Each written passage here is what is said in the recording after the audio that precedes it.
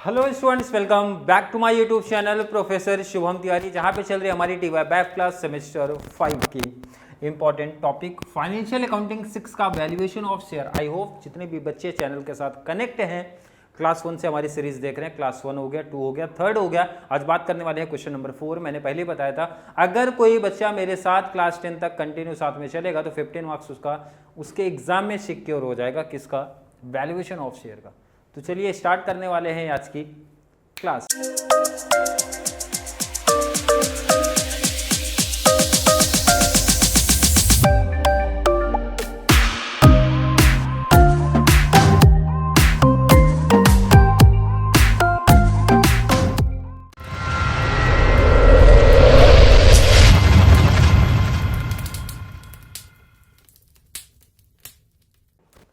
Question आपके सामने दिख जाएगा, क्वेश्चन आपके सामने दिखेगा। क्या इंपॉर्टेंट है, क्या चीज़ें चेंज हो रही है, वो चीज़ें बहुत इंपॉर्टेंट है। देखो इसमें तो मुझे नहीं लगता कोई बच्चा जो क्लास 1 से देखते हुए आया है तो कोई डाउट, कोई कन्फ्यूजन होना चाहिए। सर हमारे पास मेथड कितने हैं? 2, बेसिकली 2 पूछे जाते हैं। अगर 3 थर्ड पूछा तो भाई ये 2 अगर आ रहे हैं तो थर्ड निकालना ईजी है।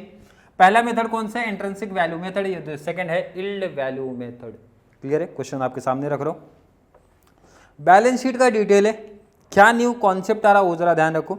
Calculate intrinsic value of each share. कौन सा है? इंट्रिंसिक है। इंट्रिंसिक मींस यील्ड की बातें नहीं कर रहे, इंट्रिंसिक कॉन्सेप्ट है। क्या ध्यान रखना है, इंट्रिंसिक में भी क्या नया आएगा वो मैं मेंशन कर दूंगा।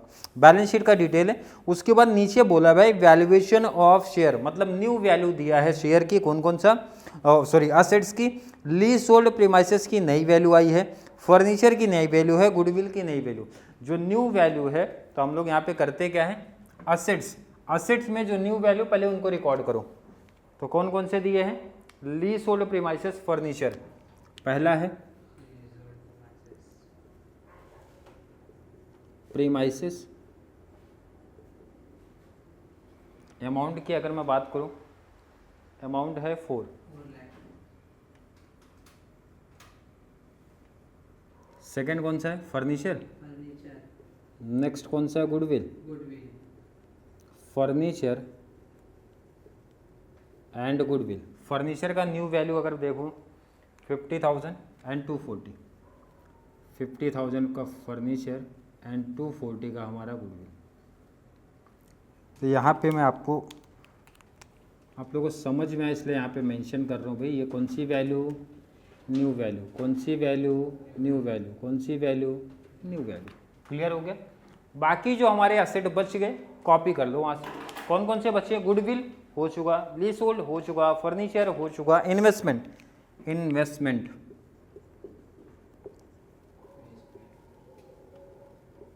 इन्वेस्टमेंट का अमाउंट अगर मैं बात करूँ कितना देके रखा है वहाँ पे? 50,000। तो वही बुक वैल्यू ही आएगा। नेक्स्ट बात करो कौन सा है?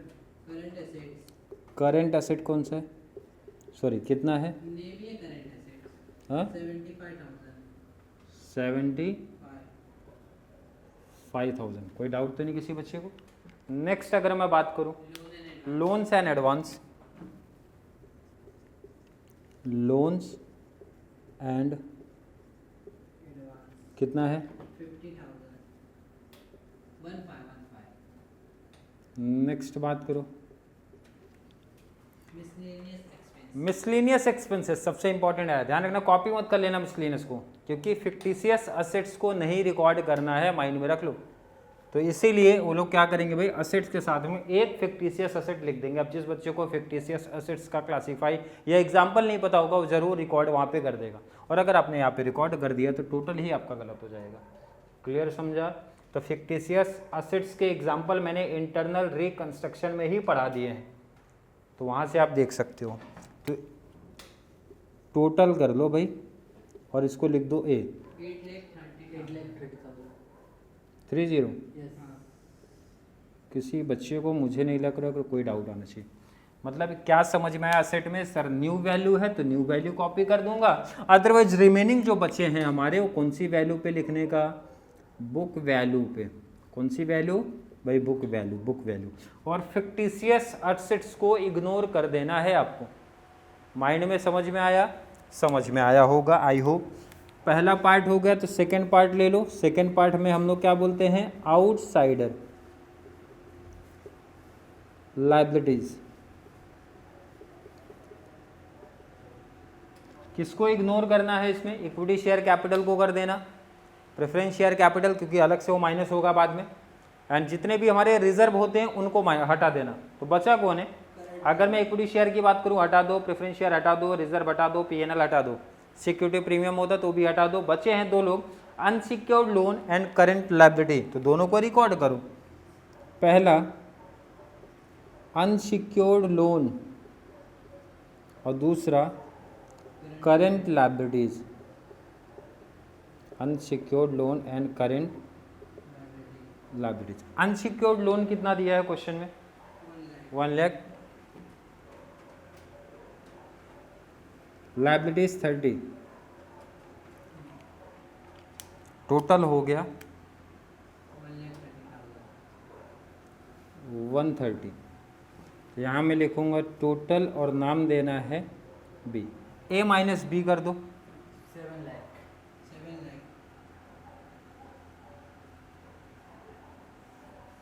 क्लियर है? इसको हम लोग लिखते क्या हैं? Amount available for share capital. ध्यान रखना शेयर कैपिटल, क्योंकि प्रेफरेंस शेयर भी ऐड है अभी। प्रेफरेंस शेयर को निकालो। प्रेफरेंस शेयर कैपिटल कितने? 1 lakh less 12%। Preference share capital. Preference share capital कितना? प्रेफरेंस शेयर 1 लाख माइनस कर दो 6 लाख।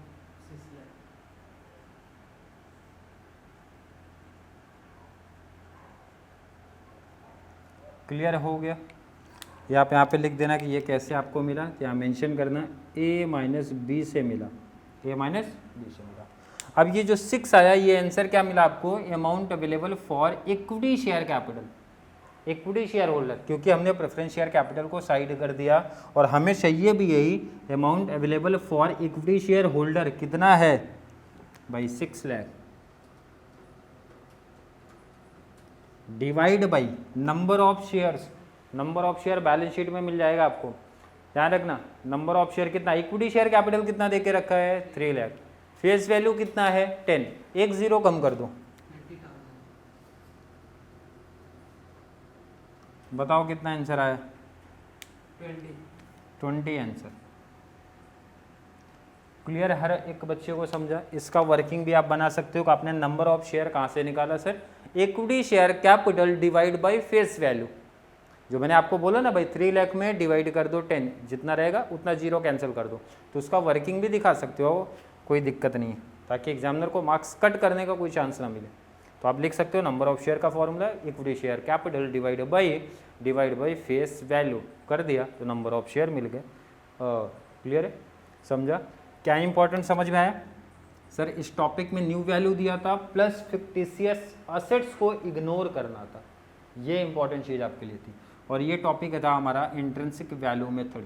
ध्यान रखना इल्ड वैल्यू नहीं है, फॉर्मेट मैंने बना के रखा है क्योंकि वीडियो जो शूट हो रही है वो कंटिन्यू हो रही है, तो बार बार फॉर्मेट बनाता नहीं, इसलिए मैं बना के रखा हूँ। नहीं तो बच्चों को डाउट नहीं आना चाहिए सर ये पहले से ही क्यों बना है, या फिर आपने इल्ड वैल्यू क्यों बना के रखा है, इसीलिए बना के रखा है। क्लियर है? आई थिंक हर एक बच्चे का कॉन्सेप्ट क्लियर होगा। जो बच्चे क्लास 1 से देखते आ रहे हैं तो उनको तो परफेक्ट माइंड में फिट हो जाना चाहिए ये फॉर्मेट, ये कॉन्सेप्ट क्या क्या इग्नोर करना है, क्या न्यू कॉन्सेप्ट है माइंड में याद रखना है। जैसे आज की क्लास में हमने क्या सीखा? सर न्यू वैल्यू अगर किसी एसेट की दिया है तो लिख लेना है, और अगर सेकंड चीज़ कोई फिक्टिशियस असेट्स है उसको इग्नोर कर देना है। 2 चीज़ें आज की क्लास को लेके न्यू था। आई होप हर एक बच्चे को आज की क्लास समझ में आई होगी। फिर भी किसी बच्चे को आज की क्लास को लेके कोई भी डाउट, कोई भी कन्फ्यूजन क्रिएट हो रहा है तो ज़रूर नीचे कमेंट में ऐड करें, या फिर कॉन्सेप्ट क्लियर है, वीडियो आपको थोड़ी सी भी हेल्पफुल लग रही है तो वीडियो को ज़्यादा से ज़्यादा बैफ वाले बच्चों को ज़रूर शेयर करें ताकि उनको इस चैनल से बहुत सारा बेनिफिट्स मिल सके। चलिए मिलेंगे अगली क्लास में, तब तक के लिए थैंक यू सो मच।